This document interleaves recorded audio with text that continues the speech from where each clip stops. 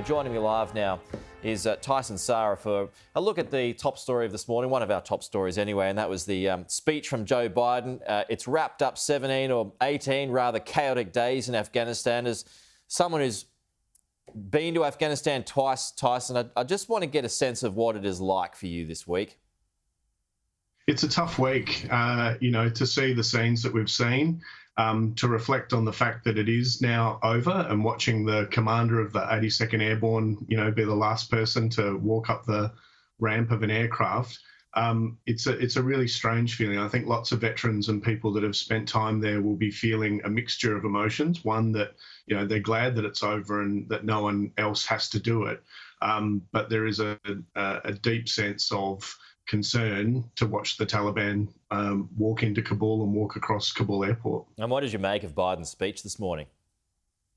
I think he said the things that he has to say. There's lots of talk about resolve and all the rest of it. The fact is that we're out, and he wanted us out. I think most of us could sense that there was no real easy or good way to get out of this conflict. The way it was handled in the last few days weren't ideal, which is an understatement. But I think he's said the things that he has to say. Yeah. He also says, though, that he wants to continue the fight against terrorism, but he wants to do it without boots on the ground.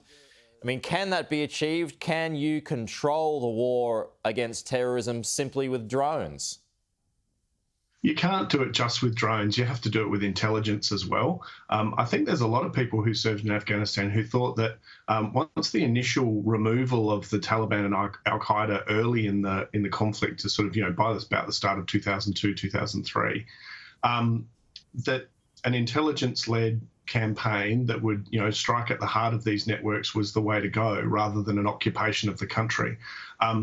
That approach is, again, what I think he has to say, but it will be reasonably effective. The other ironic part to all of this, though, is that the greatest assistance in fighting Al-Qaeda and ISIS and other groups in Afghanistan will, ironically, be the Taliban.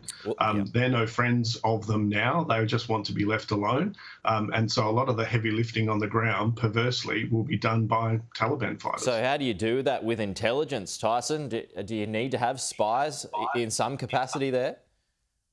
Carefully, I guess, is the big word, and where some of that information is going to have to be supplied to people that you don't like. That you can't get the Taliban to take action, or you can't point them in the right direction without providing them some information.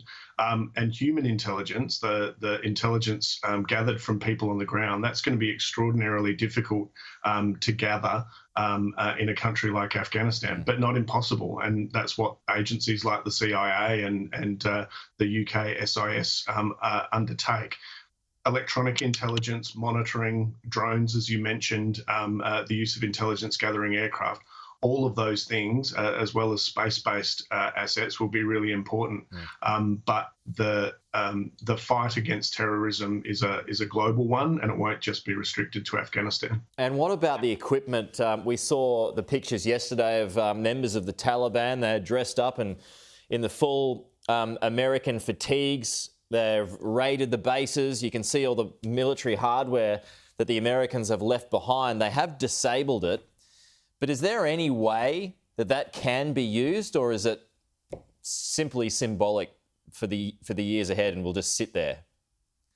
Remember, during the 80s and 90s, the Mujahideen then turned a Russian helicopter into a bus. So their ability to adapt technology is there. I'd also point to Iran just across the border that had a whole lot of modern US kit at the time of the revolution in 1979 that they're still operating.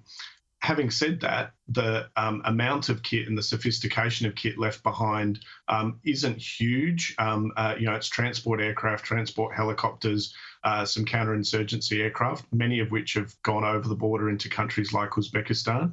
Others have been disabled. And then hundreds of thousands of small arms and helmets, equipment, all that sort of stuff that you saw with those guys who were kitted up going into the hangar. So there's certainly no shortage of weapons going around. The more complex stuff will be harder for them.